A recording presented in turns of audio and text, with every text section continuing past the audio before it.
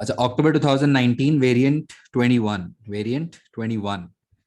और इस केस का क्या नाम है? Main foods, MF, main foods. अच्छा, मैं केस रीड कर रहा हूँ। केस रीड करते करते हम पॉइंट्स मार्क भी कर लेंगे ताकि हमें पता चले कि ये बिजनेस क्या करता है, ठीक है। और मैं काफी दफा रुक के आपको जरा कोई कॉन्सेप्ट अगर मुश्किल लगेगा तो जरा बात भी करूंगा उस पर। MF, main foods. ये केस काफी फेमस केस है क्योंकि काफी स्टूडेंट्स ने किया हुआ होता है, आई डोंट नो हाउ। लेकिन इसमें बहुत लर्निंग है, बहुत लर्निंग है इसमें। काफी ऐसे ऐसे टॉपिक्स हैं जिस पे हम काफी देर तक बात कर सकते हैं। तो आई विल ट्राई कि हम जिस टॉपिक का क्वेश्चन कर रहे हो ना, वो टॉपिक भी मैं रिवाइज करता चला जाऊं। तो स्पीड थोड़ी स्लो हो जाती है, लेकिन इससे रिवीजन भी बहुत अच्छा हो जाता है, ठीक है। अच्छा, main foods, MF. MF is a public limited company. It was set up 30 years ago in country X and produces a large variety of food products. Large variety of food products. Variety of food products. इसके लिए कौन सा business terminology use कर सकते हैं कि large variety of food products? Variety of products के लिए कौन सा वर्ड है जो यूज किया जा सकता है? इसको कहते हैं having a large product portfolio. इसको कहते हैं प्रोडक्ट पोर्टफोलियो, याद रखना ही वर्ड। प्रोडक्ट पोर्टफोलियो का मतलब होता है द डिफरेंट वैरायटीज। इनका प्रोडक्ट पोर्टफोलियो काफी बड़ा है, ठीक है। फूड प्रोडक्ट्स में डील करते हैं, 30 साल से काम कर रहे हैं। The objective of MF are to increase the profits and increase market share. Most of MF's competitors are small partnership businesses. MF is the largest food producer in country X. बहुत बड़ी कंपनी है, public limited company है और country x में operate कर रहे हैं। 30 years से ऑपरेट कर रहे हैं। फूड प्रोडक्ट्स में डील करते हैं और लार्जेस्ट फूड प्रोड्यूसर है, ठीक है, लार्जेस्ट फूड प्रोड्यूसर है। द ऑपरेशंस डायरेक्टर कौन सा यूनिट होता है? हमारा यूनिट नंबर 4, बेसिकली प्रोडक्शन से रिलेटेड, फैक्ट्री से related. The operations director is planning to produce a new ice cream that does not contain sugar, ठीक है। Production of the new product will require a new automated production line. It will require new equipment to be purchased. Additional skilled workers will need to be recruited by the Human Resources Department, and existing workers will need to be retrained. To manufacture ice cream that does not contain sugar, MF will have to use ingredients that are extracted from plants in the rainforests in country X. This will cause environmental damage when the plants are cut down. ठीक है, plants cut करना पड़ेंगे because we are now trying to go for maybe an organic product, ठीक है, organic उसमें जा रहे हैं, sugar free आइसक्रीम लॉन्च करने का सोच रहे हैं और जिसके लिए हमें चाहिए होगी न्यू मशीन्स, ठीक है, जिसके लिए हमें देनी पड़ेंगी ट्रेनिंग्स, ठीक है। और ऑब्वियसली फाइनेंस भी चाहिए होगा, लेकिन ये नहीं बताया कि कितना फाइनेंस चाहिए होगा। ऑब्वियसली जब आप मशीन्स लेकर आओगे तो फिर you will have to invest and you will have to put in some amount ताकि आप वो चीज खरीद सको ना। MF's operations director is worried about the high cost of this raw material and the cost of removing all the waste from the production of this new ice cream. The cheapest way to get rid of the waste is to take it to local landfill sites, which are nearly full. The government is responsible for the costs of managing landfill sites. Farmers lose their land when the new landfill sites are created. बहुत ही कोई next level paragraph है। ये कह रहा है कि जो waste होगा ना हमारा आइसक्रीम में प्रोडक्शन का, जो वेस्ट है उसका जो डिस्पोजल है, वेस्ट डिस्पोजल, बहुत इंपॉर्टेंट बात करने लगा हूँ, अब सुनना। जो वेस्ट डिस्पोजल है ना, वो ये कह रहे हैं कि नियर बाय लैंडफिल साइट है, कोई जमीन है बेसिकली जहाँ पे वेस्ट डिस्पोजल रखा जाता है इस कंट्री के अंदर। और ये लाइन जो कह रहे हैं ना, the government is responsible for the cost of managing. Obviously हम टैक्स पे करते हैं तो गवर्नमेंट की रिस्पॉन्सिबिलिटी होती है कि वो इस तरह की जो वेस्ट डिस्पोजल साइट्स हैं उसको फिर मैनेज रखे ना, हमारी ये जिम्मेदारी नहीं होती एज अ बिजनेस। लेकिन स्टिल याद रखना, ठीक है, हमारी कोई लीगल रिस्पॉन्सिबिलिटी नहीं है, हमारी कोई लीगल रिस्पॉन्सिबिलिटी नहीं है कि हम लैंडफिल साइट्स को जाके मैनेज करें और ये सब, लेकिन it's our ethical responsibility as a business, it's our moral and social responsibility towards the society कि हम वेस्ट अच्छे से डिस्पोज ऑफ करें। इवन दो गवर्नमेंट की जिम्मेदारी होती है, even though government is responsible कि वो ज़मीनों को मैनेज करे और उसकी कॉस्ट बर्दाश्त करे, but even if the government should be doing it, but even if the government is not doing it, we are socially responsible to ensure कि हम वेस्ट सही से डिस्पोज ऑफ करें और इन्वायरमेंट का ख्याल रखें। बेसिकली ये बात याद रखना एग्जाम में, आजकल ये बहुत ट्रेंडिंग टॉपिक है और बहुत ज़्यादा हॉट टॉपिक है कि वो बार बार इसी तरह के टॉपिक्स को टेस्ट कर रहा है, इन्वायरमेंट फ्रेंडली होने को, सस्टेनेबल डेवलपमेंट, रिसाइकलिंग, रिन्यूएबल। इसी तरह यहाँ पे भी बोल रहा है कि लैंडफिल साइट्स पे डिस्पोजल होता है और वहाँ गवर्नमेंट की जिम्मेदारी है। तभी बेसिकली बताना ये चाह रहा है कि अब डेफिनेटली देखना कहीं ना कहीं सवाल आई थिंक आना चाहिए कि बताओ यार, ये जो वेस्ट डिस्पोजल वाला सीन है वो किसकी जिम्मेदारी है, हमारी जिम्मेदारी है या गवर्नमेंट की रिस्पॉन्सिबिलिटी है। So we have to tell कि government is responsible, yes, but still इसका मतलब ये नहीं कि अगर हमारी लीगल रिस्पॉन्सिबिलिटी नहीं है तो हम वेस्ट का ख्याल ही ना रखें, या नहीं, वी आर एथिकली रिस्पॉन्सिबल कि हम फिर भी लैंडफिल जो साइट्स हैं ये बेसिकली उसकी उस पे जाके सही से वेस्ट डिस्पोज ऑफ करें ताकि एनवायरनमेंट को प्रोटेक्ट किया जा सके। सही है। अच्छा खैर, फूड प्रोडक्ट्स में डील कर रहे हैं, और the new ice cream will be targeted at people who want to lose weight or who for medical reasons are not allowed to eat products that contain a lot of sugar. Statistics show that 10% of the adult population should not be eating sugary foods and a further 40% are thought to be overweight. यानी कि 50% of the entire population is, इसको क्या कहते हैं, कोई और मुझे बता दे, अब मान जाऊंगा। ये जो ऑडियंस दी हुई है ना, ये जिसको हम अपना प्रोडक्ट बेचना चाह रहे हैं, उसको क्या कहते हैं, मतलब जिनको हम अपना प्रोडक्ट बेचना चाह रहे होते हैं, आर पोटेंशियल कस्टमर्स। इसके लिए कीवर्ड कौन सा होता है, business word? Oh fit, fit, good. Target audience, good. Target audience, target market भी कहते हैं, टारगेटेड कस्टमर्स भी कहते हैं, गुड। ठीक है, बेसिकली हमारी जो टारगेटेड ऑडियंस है वो कौन है? वो लोग जो या तो बीमार हैं या शुगर मतलब वो कंज्यूम ही नहीं कर सकते, या वो ओवरवेट है और लूज करना चाह रहे हैं wait.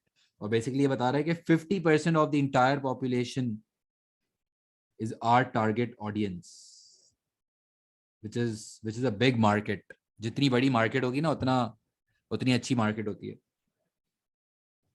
Country X has several new TV programs, और ये कौन बता सकता है, चलो एक और लेवल ऑफ अंडरस्टैंडिंग का टेस्ट होगा कि ये जो इसने स्टैटिस्टिक्स यूज किए हैं, statistics show that 10% of the adult population, ये जो स्टैटिस्टिक्स इसने यूज किए हैं इसको मैं बता देता हूँ चलो, लेकिन इसको कहते हैं सेकेंडरी मार्केट रिसर्च, नो, यानी कि they have just collected data about the market, that's secondary market research, yes.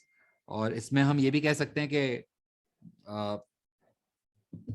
मतलब जो स्टैट्स हैं वो कितने सही हैं, कितने गलत हैं, कितने आउटडेटेड हैं, ये भी एक क्वेश्चन मार्क, एक थॉट प्रोसेस हमारे माइंड में आना चाहिए कि ठीक है इसने स्टैटिस्टिक्स यूज किए हैं और ऑब्वियसली सही होने चाहिए, लेकिन इट शुड बी इन्वेस्टिगेटेड कि ये स्टैट्स कितने पुराने हैं।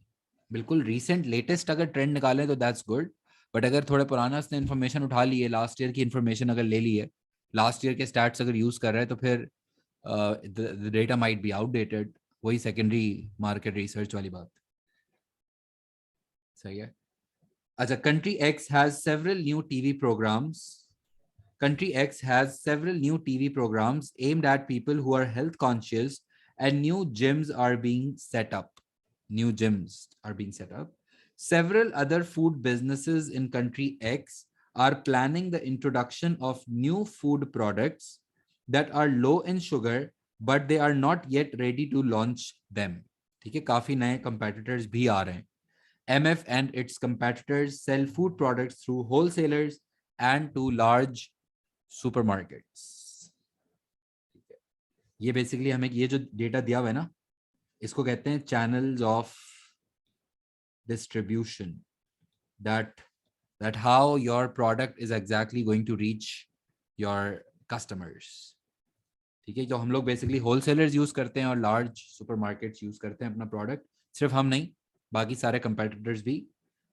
रिटेलर्स को डायरेक्टली, छोटी दुकानों को हम टारगेट नहीं करते, और ऑब्वियसली फाइनल कस्टमर को भी नहीं बेचते। आप ये देखो आवा, यानी कि हम प्रोड्यूस करते हैं, प्रोड्यूस करने के बाद होलसेलर्स को या लार्ज सुपरमार्केट्स को हम इन्वॉल्व करते हैं बीच में, और फिर वो लोग, ये जो होलसेलर्स या लार्ज सुपरमार्केट्स हैं, ये लोग जो हैं वो हमारा प्रोडक्ट फाइनल कस्टमर्स तक बेचने का काम करते हैं। ठीक है, so it's a public limited company, 30 साल से काम कर रहे हैं, फूड प्रोडक्ट्स हैं। और summary of MF financial statements for 2018 and 2019, financial statements दिया हुआ है जिसमें last year we were having $100 million of sales and now we are having $120 million of sales. अच्छा, is it a good change or bad change? Like हमारा last year revenue था $100 million and this year my revenue is $120 million. So is it a good change or bad change?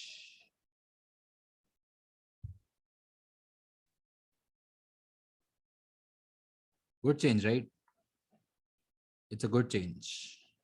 Sales बढ़ गई हैं, $20 million से sales बढ़ गई है ना। अच्छा, ग्रॉस प्रॉफिट मार्जिन अगर मैं देखूं, लास्ट ईयर मेरा 75% ग्रॉस प्रॉफिट मार्जिन था, and this year it's up to 80% now. Again that's a very good change. Overall profit margin लेकिन हमारे कम हो गए हैं। ये क्यों? मतलब ग्रॉस प्रॉफिट मार्जिन बढ़ रहा है लेकिन नेट प्रॉफिट मार्जिन कम हो रहा है। ग्रॉस प्रॉफिट और नेट प्रॉफिट के बीच में क्या क्या चीज?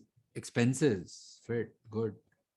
यानी कि बीच में जो हमारे एक्सपेंसेस है ना, इसमें डेफिनेटली कुछ ना कुछ ऑफ सीन चल रहा है, जिसकी वजह से हमारा net profit margin basically is net profit margin, net profit margin कम हो रहा है और ग्रॉस प्रॉफिट मार्जिन ज्यादा हो रहा है। अच्छा, return on capital employed has remained the same. ठीक है, return on capital employed same रहा है। रिटर्न ऑन कैपिटल एम्प्लॉयड का क्या मतलब होता है? रिटर्न ऑन कैपिटल एम्प्लॉयड होता है मतलब कि जो आपने पैसे इन्वेस्ट किए हुए हैं, जो आपकी इन्वेस्टमेंट है बिजनेस के अंदर, उस पे आप कितना परसेंटेज प्रॉफिट कर रहे हो। ठीक है, रिवॉर्ड ऑन इन्वेस्टमेंट भी कह सकते हैं इसको हम। गुड। ठीक है, तो रिटर्न ऑन कैपिटल एम्प्लॉयड हमारा सेम रहा है। Current ratio increased from 2 to 3। Current ratio का मतलब क्या होता है? Current ratio is basically that how many current assets a business holds to pay off their current liabilities. Basically current ratio बढ़ रहा है। वैसे तो करंट रेशो का बढ़ना अच्छा चेंज होता है, लेकिन करंट रेशो बहुत ज्यादा हो गया है यार। मतलब पहले 2:1 था और अब 3:1 है। नाउ अब सुनना ये स्टेटमेंट, कि पिछले साल हम लोग हर $1 की current, for every $1 of current liability we were holding $2 of current assets. ठीक है, यानी कि हर ₹1 की लायबिलिटी के लिए $2 का हमने एसेट रखा हुआ था, और अब for every $1 of current liability we are holding $3 of current assets, which means के ज्यादा होल्ड कर रहे हैं लेकिन जरूरत से ज्यादा हो गया है। गुड। यानी कि इतना ज्यादा, मतलब इतनी, मतलब जरूरत नहीं है तो फिर आप क्यों इतना ज्यादा करंट एसेट होल्ड किया हुआ है? दैट्स इसको कहते हैं कि यार आप you are not using your resources very efficiently, because अगर करंट एसेट जरूरत से भी ज्यादा हो जाए ना करंट रेशो, तो वो भी एक अच्छी चीज नहीं होती बेसिकली। अच्छा, और एसिड टेस्ट रेशो भी हमारा बढ़ गया है, 1:1 से लेके 1.5:1 पे चला गया है, which is again not bad, but like it's बहुत ऊपर चला गया है। ठीक है, वैसे बेस्ट क्या होता है? करंट रेशो की जो बेस्ट रेंज होती है ना, वो कम से कम 1:1 होना चाहिए, कम से कम 1:1 तो होना ही चाहिए है, और मैक्सिमम आई थिंक 2:1 होना चाहिए है। 2:1 मैक्सिमम 2:1 पे जा सकते हैं। इससे ज्यादा तो फिर डायरेक्ट बुराई नहीं कर देंगे, डायरेक्ट ये नहीं कहेंगे कि you are doing bad and all. I say कि okay you are trying to improve your liquidity maybe, but it's like too much excessive हो रहा है अब तो करंट एसेट। थोड़ा सा मुनासिब कर लें कुछ, इतना ज्यादा भी नहीं होल्ड करें, जज्बाती ना हो जाए, थोड़ा सा सुकून रखें थोड़ा। और एसिड टेस्ट रेशियो की जो आइडियल रेंज होती है वो कम से कम it should be at least 0.7:1, and ideally ज़्यादा से ज़्यादा 1.6, 1.5, 1.7। इससे ज़्यादा फिर बहुत ज़्यादा हो जाता है। और कोई ऐसा स्टूडेंट है जो मुझे समझ बता सके कि करंट रेशो और क्विक रेशो में, क्विक रेशो भी कहते हैं इसको, करंट रेशो और एसिड टेस्ट रेशो में क्या डिफरेंस होता है? What's the main difference between current ratio and the acid test ratio? Inventory, good good, पहुंच गए सब यार, क्या बात है। Current ratio, current ratio is current assets upon current liabilities, but the quick ratio or asset test ratio is current assets minus closing inventory upon current liabilities. So the point is कि इसमें हम quick ratio में inventory को हम consider नहीं करते, सही है। और बैंक लोन का क्या सीन है? बैंक लोन डबल हो गया, अरे भाई डबल, बैंक लोन का डबल होना इज गुड चेंज और बैड चेंज? डबल हो गया एक साल में, डबल, ओ भाई वेरी बैड चेंज। मतलब क्या कर रहे हो, इतना कर्जा ले रहे हो, डेट, कर्जे को इंग्लिश में कहते हैं डेट, डेट डबल हो गया, डबल। गुड, रिस्क बहुत बढ़ जाएगा। रिस्क इसलिए बढ़ जाएगा क्योंकि फिर टेंशन होगी ना।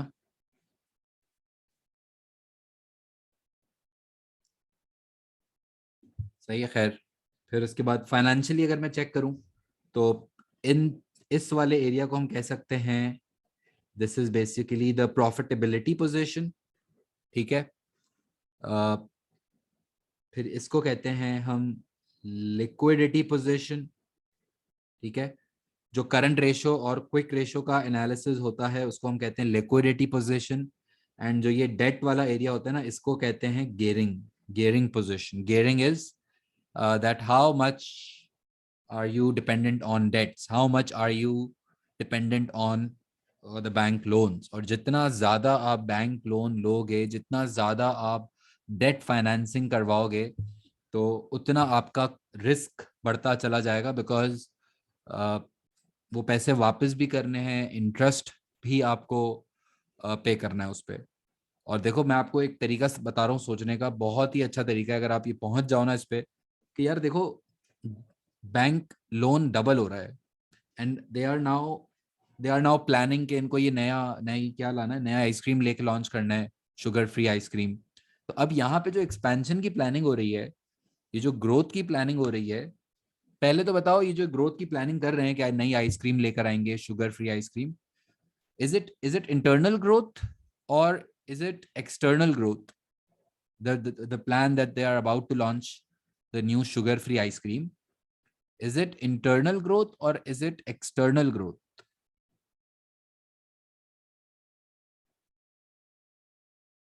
It's internal growth, internal है, external नहीं है। external तो होता है when you are taking over or when you are merging with another business, ठीक है। इंटरनल ग्रोथ जब आप कोई नया प्रोडक्ट लाते हो, कोई नई मशीन्स लाते हो, कोई नई लोकेशन पे जाते हो, that these are all examples of internal growth. And if you are taking over another business, if you are merging with another business, that's external growth, ठीक है। ये लोग इंटरनली ग्रो करना चाह रहे हैं। और अभी अगर ये लोग ग्रोथ की प्लानिंग कर रहे हैं, आप जरा टेक्निकली सोचो बहुत, अगर कोई A* लेवल आप सोचना चाहते हो, तो अभी ये लोग एक्सपेंशन की प्लानिंग कर रहे हैं, और at the same time they are now like they have taken out a lot of bank loans already. So now financing की अगर मैं बात करूं तो फाइनेंसिंग इजी नहीं होगी, बिकॉज आप ऑलरेडी बैंक लोन तो ले चुके हो। हाँ अब ठीक है, आप 30 ईयर से ऑपरेट कर रहे हो, So you might have good amount of retained profits, you might have good amount of leftover profits, your own profits, but further bank से लोन लेना I don't think will be an option. Bank loan ठीक है, ले सकते होंगे अगर अगर market में लोन और मिल जाता है तो कोई बैड सी नहीं है, लेकिन ऑलरेडी लोन बहुत ज्यादा ले चुके हैं. बस ये एक क्वेश्चन मार्क है. आई एम नॉट सेइंग कि नहीं ले सकते, बट एक क्वेश्चन मार्क ये है कि क्या फर्दर बैंक लोन से ये लोग फाइनेंसिंग कर सकेंगे. Yes they are the largest producer, yes they have a very good reputation, yes good, but question mark है. That's not, I am not saying no, but that's a question mark.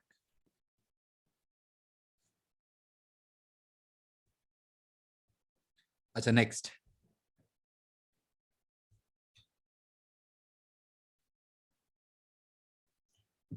Appendix 2, daily news article. ये आपने observe किया होगा कि अब जो है ना वो हर हर साल पेपर 2 में इस तरह का कोई न्यूज आर्टिकल जरूर आता है. हाँ? पता नहीं क्या ट्रेंड है basically. Country X is experiencing increasing numbers of overweight people and this is causing serious health problems. अच्छी बात है, बुरी बात है ये. लाइक लोग अगर हेल्थ प्रॉब्लम्स में गुजर रहे हैं, इज इट अ गुड थी गुड सीन और bad scene? Good scene. Good scene. You should be happy. आप लोगों को खुश होना चाहिए. आप no no no, why is it a bad change? It's a good. हमें तो खुशी हो रही है, लोग बीमार हैं, लोग ओवरवेट हैं, लोग, बहुत अच्छी बात है. हम दुआ करते हैं कि आप थोड़ा और बीमार हो जाएं. ये बात याद रखना. We are not concern about, I am sorry but ये I am not concern about your health, I am concern about my product. आप बीमार हो, अच्छी बात है, आपको शुगर फ्री आइसक्रीम की जरूरत पड़ेगी, आप हमारे पास आ जाएं, हम आपको बेचते हैं शुगर फ्री आइसक्रीम. तो हमारे लिए तो ये अच्छा साइन है. यानी कि अब आपको बैड न्यूज सुना रहा है मुल्क के लिए, न्यूज में वो सो दैट्स एक्चुअली गुड. सही है. So we should be happy के यार अच्छी बात है. चलो, country X is experiencing increasing number of overweight people and this is causing serious health problems. ठीक है. Food products which contain a lot of sugar are being blamed for this crisis. It's crisis, and we are happy about this crisis. Treating people who are overweight increases cost to public sector organizations. क्योंकि ज़ाहिर है फिर जो बीमार होता है अच्छे country के अंदर, गवर्नमेंट फिर आपकी हेल्थ के लिए पे करती है ना. तो फिर अगर इस तरह की बीमारियां बढ़ती हैं तो फिर गवर्नमेंट को भी बड़ा टेंशन हो जाता है कि यार क्योंकि फिर उनको हॉस्पिटलाइजेशन के खर्चे और वो सारे फिर गवर्नमेंट के ऊपर बर्डन बनता है. Cost to public sector such as health care services. Businesses in country X also complain that when employees are ill, they do not work efficiently or they need time off work to get better.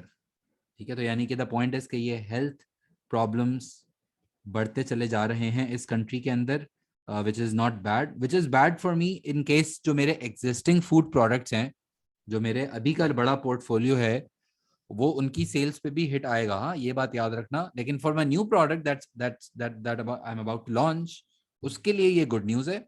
लेकिन जो मेरे existing food products हैं, जो मेरे अभी के current product portfolio है, वो देखना पड़ेगा कि वो हेल्थ कॉन्शियस लोगों के लिए है या फिर वो अनहेल्दी टाइप चीज है. लेकिन खैर, हेल्थ प्रॉब्लम्स बढ़ रहे हैं. ठीक है. M F plans to set a price for $5 per carton of ice cream and plans for a variable cost of $2.5 per carton. ठीक है.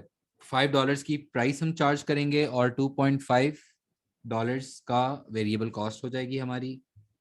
Break even chart to show the effect of charging higher price of 7.5. हो.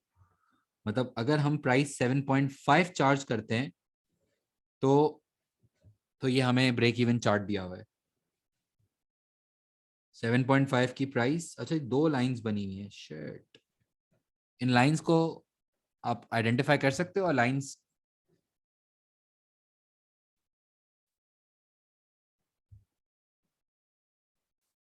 ये जो straight line आ रही होती है, ये वाली, ये फिक्स्ड कॉस्ट है ना? और ये जो लाइन यहां से शुरू हो रही है ऊपर से, फिक्स्ड कॉस्ट के ऊपर से, ये वाली, इस लाइन को हम क्या कहते हैं? दिया हुआ है इसमें वैसे, ये जो डॉटेड डॉटेड लाइन है ना, ये वाली, इस लाइन को हम कहते हैं टोटल कॉस्ट, इस लाइन को हम कहते हैं फिक्स्ड कॉस्ट। वैसे लेबल उसने करके दिया हुआ है। और दो लाइंस बनी हुई, ये देखो दो लाइंस, ये जो जीरो से स्टार्ट हो रही है ना, ये दोनों उसने खुद से बना के दी हुई है। अच्छा, एक ये वाली जो लाइन है, ये वाली, that's on the price of 7.5। तो ये वाली जो लाइन है, खैर लेबल करना जरूरी नहीं है, मैं आपको सिर्फ समझाने के लिए लेबल कर रहा हूँ। और ये जो लास्ट ये वाली लाइन है, इस ये वाली, इसको कहते हैं रेवेन्यू। उसने दिया हुआ है $5 की प्राइस पे। क्या हम इसको ग्राफ को एनालाइज कर सकते हैं? मैं करता हूँ एनालाइज। देखो, ये बात तो आपको पता है कि वो पॉइंट जहां पे हमारा टोटल रेवेन्यू और टोटल कॉस्ट इंटरसेक्ट कर रहा होता है, that is my break even point, है ना? No profit no loss situation होती है। तो एक ये वाला कनेक्टिंग पॉइंट है और एक ये वाला भी है, दोनों है ना। अगर मैं $5 की प्राइस चार्ज करता हूँ, ये सुनना, फिर मैं रुक जाऊंगा, आपके क्वेश्चंस ले लूंगा, लेकिन पहले मैं चाहता हूँ आप सुनो, ठीक है? अच्छा, अगर मैं ये वाली लाइन देख रहा हूँ, टोटल रेवेन्यू $5 वाली, तो मेरा इंटरसेक्टिंग पॉइंट आ रहा है ये इधर। तो अगर मैं आउटपुट 4000 पे ब्रेक इवन आएगा ना, 4000 ice creams, out of how much output? सुनना, 5000 आइसक्रीम्स मैं बनाऊंगा, उन 5000 आइसक्रीम्स में से 4000 आइसक्रीम्स पे मेरा ब्रेक इवन आएगा। इसका मतलब कि out of the total output of 5000 ice creams, I will have to sell 4000 ice creams if I want to cover up for my total costs. अगर मैं चाहता हूं कि मेरा ब्रेक इवन आ जाए, तो मुझे 4000 आइसक्रीम बेचनी पड़ेंगी, अगर मैं $5 की सेलिंग प्राइस चार्ज करता हूं तो। बट अगर मैं 7.5 चार्ज करता हूं, अगर मैं प्राइस ज्यादा चार्ज करता हूं, तो फिर ये वाली लाइन ना, ये वाली, तो फिर मेरा जो इंटरसेक्टिंग पॉइंट बनता है वो ये वाला बनता है। और मेरा ब्रेक इवन इस पे आ रहा है, इसको आप डॉटेड इस तरह डॉट डॉट डॉट भी कर सकते हो, वरना यहाँ पे मेरा आ रहा है break even 2000 ice creams. The point is कि अगर मैंने सेलिंग प्राइस $5 चार्ज की, तो I will have to sell 4000 ice creams to cover up for my total cost. And if I charge 7.5 per ice cream, then I'll have to sell 2000 ice creams in order to cover up for my total costs. क्यों ऐसा क्यों हो रहा है? क्योंकि जाहिर है, जब आप प्राइस ज्यादा चार्ज करते हो ना, तो जब प्राइस आप ज्यादा चार्ज करोगे, महंगा बेचोगे, तो जाहिर है फिर खर्चे आपके जल्दी कवर हो जाते हैं। जल्दी खर्चे कवर हो सकते हैं अगर आप uh, ज्यादा प्राइस चार्ज करते हो तो। लेकिन फिर ज्यादा प्राइस चार्ज करने का अपना चैलेंज भी होगा।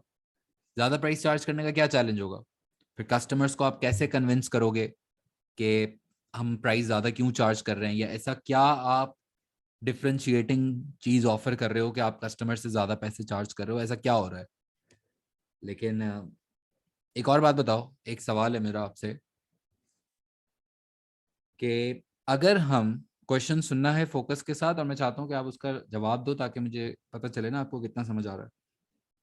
अगर हम सेलिंग प्राइस 7.5 चार्ज कर रहे हैं, अगर हम सेलिंग प्राइस $7.5 चार्ज कर रहे हैं पर आइसक्रीम, सो ब्रेक इवन कितने पे आ रहा है? ब्रेक इवन बताओ। अगर हम $7.5 की प्राइस चार्ज कर रहे हैं पर ice cream, so my break even is how many units? My break even is, if I am charging 7.5, तो 2000 इज माई ब्रेक इवन। 2000 क्योंकि उसका इंटरसेक्टिंग पॉइंट ये वाला है, सही है। टोटल आउटपुट कितना बना रहा हूँ? Total number of ice creams, the total number of ice creams that I will produce. Total number of ice creams कितनी है? टोटल नंबर ऑफ आइसक्रीम्स कितनी बनाऊंगा मैं? 5000। Good good good. 5000। तो बीच में जो ये गैप है ना, 5,000 output. My 5,000 is output and 2,000 is my break even. इन दोनों के डिफरेंस को कहते हैं हम लोग, गुड पहुंच गए, इसको हम 3,000 को कहते हैं मार्जिन ऑफ सेफ्टी. क्या कहते हैं? Margin of safety, safety margin भी कहते हैं. और अगर मैंने $7.5 की प्राइस चार्ज कर ली, अगर मैंने अपने कस्टमर्स को कन्विंस कर दिया कि वो प्राइस 7.5 पे करें, विच इज़ नॉट ईजी. आपको ब्रांडिंग करनी पड़ेगी, आपको कस्टमर्स को पता नहीं किस तरह से कन्विंस करना पड़ेगा, कोई कुछ अच्छी प्रमोशन के हम ऑर्गेनिक प्रोडक्ट एंड ऑल, कुछ ना कुछ आपको ऐसा पिच करना पड़ेगा कि कस्टमर्स अच्छी प्राइस पे करने के लिए रेडी हों. क्योंकि याद रहे कि अगर आप प्राइस ज़्यादा चार्ज करोगे तो कस्टमर हो सकता है ना भी आए. और वैसे ही इसने बताया है कि काफ़ी सारे नए बिजनेसेस, इसने कहा था ना कि काफ़ी सारे नए बिजनेसेस जो हैं वो अभी इस मार्केट में आ रहे हैं और काफ़ी सारे लोग इस इंडस्ट्री में. तो प्राइस ज़्यादा चार्ज करना है तो अच्छी बात है, चार्ज कर सकते हैं, लेकिन आपको फिर कन्विंस करना पड़ेगा. Getting my point? अगर मैं 7.5 की प्राइस चार्ज ना करूं, अब बताओ लास्ट, अगर मैं चार्ज करता हूं $5, अगर मैं चार्ज करता हूं $5, तो मेरा ब्रेक इवन आएगा 4,000 आइसक्रीम्स पे. और मार्जिन ऑफ सेफ्टी कितना हो जाएगा फिर? ज़ाहिर है जब 4,000 आइसक्रीम्स मुझे बेचनी पड़ेंगी to cover up for my cost, then my margin of safety would be 1,000 ice creams.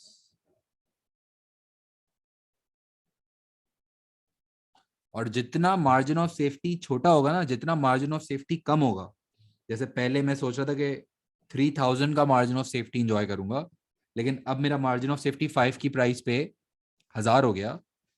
जितना मार्जिन ऑफ सेफ्टी कम होगा, क्योंकि अभी भी आइसक्रीम लॉन्च नहीं की है, अभी हम प्लान कर रहे हैं, अभी हम प्लान कर रहे हैं कि क्या प्राइस चार्ज करनी है, क्या सीन है. अभी we are planning. And obviously जब हम प्लानिंग कर रहे होते हैं तो हम ऐसे ही सेलिंग प्राइस सेट नहीं कर देते हैं. हम सोच समझ के सेट करेंगे ना. हम सोचेंगे कि यार 7.5 चार्ज करेंगे तो what is the financial impact, अगर हम $5 चार्ज करेंगे तो what is the financial impact. I have to think about it, right? And break even will help me to think about those decisions. Break even की good scene ये है कि वो मुझे हेल्प करता है कि यार आप प्राइस क्या चार्ज कर सकते हो फाइनेंशियली. ठीक है, बिफोर रिसर्च भी हो सकता है, आफ्टर रिसर्च भी हो सकता है. हमने $5 की प्राइस सोची, फिर 7.5 की सोची, फिर मार्केट देखी होगी, फिर कंपेटिटर्स देखे होंगे, फिर हम फाइन अभी डिसाइड नहीं किया, अभी हम सोच रहे हैं. This is what planning looks like. मैं इतना लेक्चर इसीलिए दे रहा हूँ कि आपको समझ आए कि हम सोचते कैसे हैं. ठीक है, खैर दो पॉसिबिलिटीज हैं. वी कैन चार्ज $7.5 और वी कैन चार्ज $5. एंड दोनों में ब्रेक इवन ज़ाहिर है डिफरेंट होगा, दोनों में मार्जिन ऑफ सेफ्टी डिफरेंट होगा, दोनों में रिस्क डिफरेंस होगा. लेकिन ये सिर्फ और सिर्फ फाइनेंशियल एस्पेक्ट कंसिडर किया जा रहा है. इसके अलावा और भी बातें देखी जाती हैं. ब्रांड भी देखा जाता है, कंपटीशन भी देखा जाता है, ऑडियंस किस तरह की है ये भी देखा जाता है. ठीक है, और वैसे भी health conscious product, health focused product है, तो हेल्थ फोकस्ड प्रोडक्ट थोड़ी सी आप प्रीमियम प्राइस भी चार्ज कर लो ना. आई थिंक मेरा ये मानना है कि जब आप थोड़ी सी प्राइस अच्छी चार्ज करते हो लेकिन हेल्थ कॉन्शियस लोग होते हैं अगर, तो वो थोड़ा प्राइस पे कॉम्प्रोमाइज कर सकते हैं, वो प्राइस ज़्यादा दे देते हैं. उनको उनको पागल पागल बनाना ईजी होता है एज कम्पेयर टू दोस्त जो कुछ भी खा लेते हैं. सही है, जो हेल्थ कॉन्शियस बंदा होता है कि मैं क्या खा रहा हूँ और क्या, जो ये सोचने वाला इंसान होता है ना, वो फिर थोड़ी सी शायद प्राइस, शायद अगर आप उनको कन्विंस कर दो तो प्राइस अच्छी दे देते हैं. ठीक है, खैर वापस देख लो क्या था. Break even chart to show the effect of charging a higher price, और दूसरा ब्रेक इवन भी दिया हुआ है आपको. अब ये बताओ, ब्रेक इवन चार्ट, ये अब आपको सुनना है. Break even chart to show the effect of reducing variable cost to $2 per carton. ठीक है, अभी वेरिएबल कॉस्ट कितनी है? 2.5. 2.5 की अभी है वेरिएबल कॉस्ट. लेकिन कह रहा है कि अगर हम इस वेरिएबल कॉस्ट को कम कर दें, 2.5 से $2 पे लेकर आ जाएं, तो फिर हमारा ग्राफ का क्या सीन होगा. मुश्किल हो गया ये तो फिक्स्ड कॉस्ट की तो लाइन ऑब्वियसली सेम है। रेवेन्यू $5 पे चार्ज, मतलब ये रेवेन्यू की लाइन है एट $5। सही है। और अब इसमें दो टोटल कॉस्ट की लाइन आपको बनी हुई नजर आ रही है, देखो, ये देखो, एक ये थोड़ी सी डार्क ब्लैक टाइप चीज है, एक ये जा रही है और एक ये नीचे से जा रही है। दो लाइंस हैं टोटल कॉस्ट की। क्यों है दो लाइंस? क्योंकि ये कह रहा है कि अगर वेरिएबल कॉस्ट 2.5 हो तो ये टोटल कॉस्ट एट 2.5 एंड ये है टोटल कॉस्ट एट $2। सही है।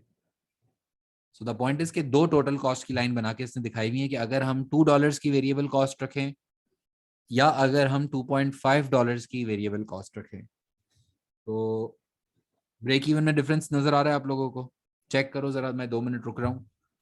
अगर आपके पास पास पेपर सामने हैं तो just see what the break even would be, what the margin of safety would be. See, you try to see it yourself now कि इन दोनों सिचुएशंस में ब्रेक इवन कितना होगा और मार्जिन ऑफ सेफ्टी कितना होगा। अच्छा, इसमें जो है ना, देखो, इंटरसेक्टिंग पॉइंट ढूंढ रहा हूँ, ठीक है, इंटरसेक्टिंग पॉइंट। इसमें एक तो ये इंटरसेक्टिंग टोटल कॉस्ट और टोटल रेवेन्यू को देखना है कि वो कहाँ पे इंटरसेक्ट कर रहे हैं। सही है। तो एक तो ये रहा, यानी कि अगर मैं वेरिएबल कॉस्ट 2.5 रखता हूं तो 4000 का ब्रेक इवन आएगा। अगर वेरिएबल कॉस्ट, तो वो तो ही सेम ऊपर वाला है ना। और दूसरा जो है वो ये वाला है। ये क्या है?